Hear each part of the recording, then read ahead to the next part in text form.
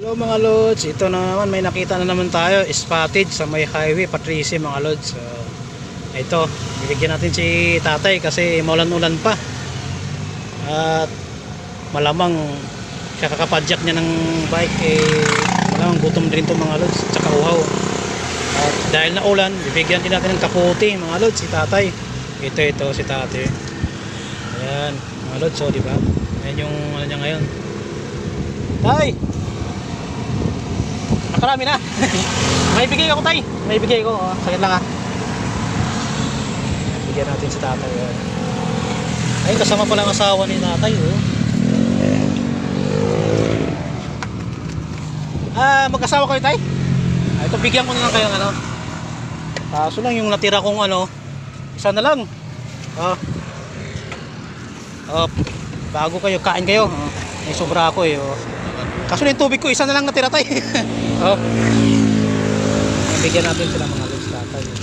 Tamang-tama ito kasi mag-asawa. Magsama-sama sila. Isa lang tubig ko tayo, di pa ako nakabili. Ito yung marami kasi ako dyan. Kain pa habang paikot-ikot kayo, kain-kain din. Sige tayo.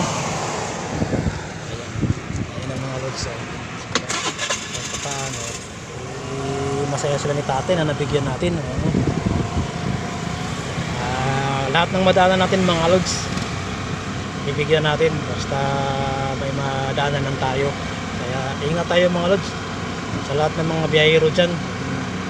Lahat pakipollow and share na lang sa mga video ko mga lods para mag-grow up pa yung ano natin, pagbablog. Dahil pag ito ang mag-grow up mga lods, hindi lang ito ang ibibigay ko mga lods. Dahil siyempre pag lumalaki na yung vlog natin, palaki din ang ibibigay natin sa taong lansangan mga lods. Yan ang ipapangako ko nito mga lods. Dahil itong pagbablog ko mga lods, walang mission kundi magbibigay lang sa taong lansangan, magbibigay tulong lang. Kasi kung yung ibang vlogger mga lods iba, ako about sa pagtulong naman mga lods. Kaya sana suportahan nyo ako mga lods para magiging grow up pa yung ano natin page, pag-vlog natin dito sa lansangan.